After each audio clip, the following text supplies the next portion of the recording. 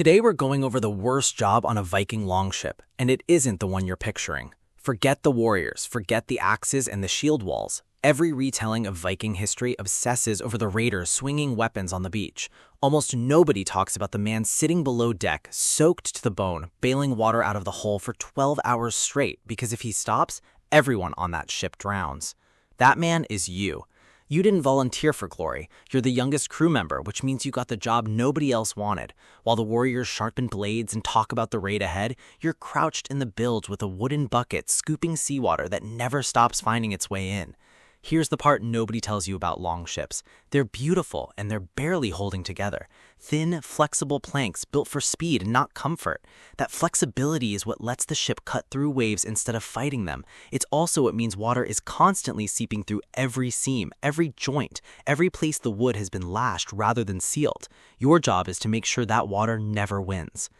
The voyage started 3 days ago, and back then, the job felt almost manageable. Calm seas, light spray, an hour of bailing followed by an hour of rest while another crewman took over. You even had time to talk, trade jokes with the men rowing above you, learn which warrior snored loudest, which one hadn't stopped bragging about the raid ahead since the moment you left shore. For a while, this felt less like the worst job on the ship and more like an inconvenience you could laugh about later. That changed on day 2, when the wind shifted and never fully settled again. The easy rhythm broke apart. Rest periods got shorter, the rotation thinned out as seasickness took down 2 of the other bailers, leaving fewer hands to cover more water. By day 3, it wasn't a job anymore. It was survival, and you hadn't fully realized that yet. Nobody warned you how isolating this job actually is. Above deck, there's a rhythm to everything. Oars moving in time, warriors sharing food and stories, a sense of shared purpose, even in the discomfort. Down here, it's just you, the dark, and the sound of water finding new ways into the hull. You can hear the crew above, muffled laughter, the creak of the mast, but none of it reaches you directly. You're inside the ship in every sense, protecting it from the inside while everyone else experiences the voyage from the outside. The rhythm starts immediately. Scoop, dump, scoop, dump, over and over for hours while the ship rolls under you and the cold Atlantic spray hits you in the face every few seconds. Your hands go numb first, then your forearms, then it's just muscle memory because your brain checked out an hour ago. You'd think the warriors above deck have it worse. They don't. They get to move. They get to fight when the moment comes. You get to sit in freezing water in the dark doing the same motion until your body forgets how to do anything else. Somewhere around the 4th hour of your shift, a crack echoes from the hull near your feet. Not loud, but wrong, the kind of sound that makes every man near you go still for a moment. You run your hands along the wood in the dark, searching by feel rather than sight, until you find it. A seam that's opened wider than it should be, water pushing through faster than the surrounding planks. This is the moment the job stops being routine and starts being genuinely dangerous. A longship can survive plenty. It cannot survive a hull that gives way entirely hours from any shore. You call up for the ship's carpenter, an older man who's seen worse than this more times than he'd like to admit. He climbs down, inspects the seam by touch just like you did, and starts working strips of wool and pitch into the gap, buying time rather than solving the problem outright. It's not a fix, it's a promise that the ship will hold a little longer as long as someone keeps bailing hard enough to compensate for what still gets through. That someone is you. Word travels down from above deck not long after the carpenter climbs back up. A sail's been spotted on the horizon, too far to identify yet, but close enough to matter.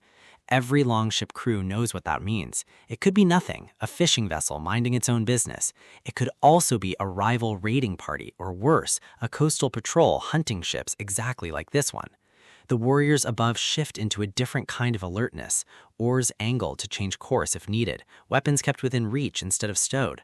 Down in the bilge, none of that changes your job, except now there's a new kind of pressure layered on top of the old one. If the ship needs to move fast, outrun whatever that sail belongs to, the hull needs to stay as light and dry as possible. Extra water sitting in the bilge doesn't just risk sinking the ship slowly, it slows the ship down right when speed might be the only thing that saves everyone aboard. You bail harder, faster, matching the tension you can feel radiating down from the deck above even though you can't see what's happening up there.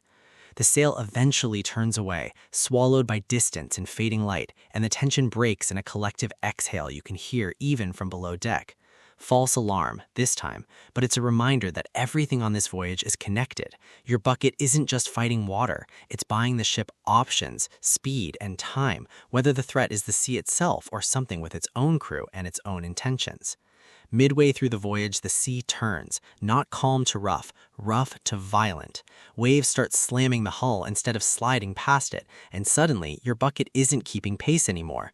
Water's coming in faster than you can move it out.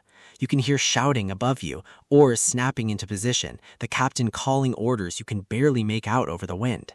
This is the moment that actually kills people on these voyages. Not the raids, not the enemy, the sea itself. Indifferent and relentless, testing whether a handful of men with wood and rope can outlast it.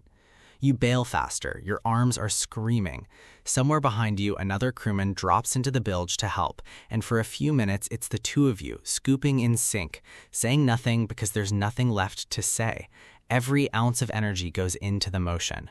Then, slowly, it breaks. The waves ease, the ship stops fighting you. You collapse against the hull, soaked, shaking, and you realize you just spent the last 20 minutes doing the single most important job on this entire vessel, and nobody above deck even noticed. There's no time to fully recover before the next problem finds you. The carpenter's patch, the one holding the cracked seam together, gives way under the pounding the storm just put it through.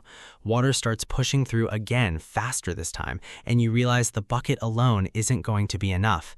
You call up for help, and this time 2 more crewmen drop down to join you, men who should be resting after fighting the storm above deck, but instead crouch beside you in the freezing bilge water, wordlessly falling into the same rhythm you've been keeping for hours. 4 of you bailing in sequence, passing buckets hand to hand up through the hatch and dumping them over the side in a chain that doesn't stop moving. Nobody talks. There's nothing to say that the work itself doesn't already say louder. This is the part of a Viking voyage no saga ever mentions. Not the fighting, not the glory, just 4 exhausted men working in total darkness to keep a wooden hull from becoming everyone's grave. Land finally comes into view, and the warriors above start preparing, checking weapons, adjusting armor, focused entirely on what's ahead. You're still down here, wringing out your tunic, hands raw, wondering if anyone will remember your name if this goes wrong. There's a strange, quiet moment before everyone disembarks, when the captain walks the length of the ship checking on his crew. He pauses near the bilge, looks down at you and the carpenter's makeshift repairs still holding against the hull, and says nothing for a second. Then he simply nods, the kind of acknowledgement that costs him nothing but means more than you expected it to. It's not praise, it's not a reward, it's just confirmation that he knows exactly what kept this ship afloat.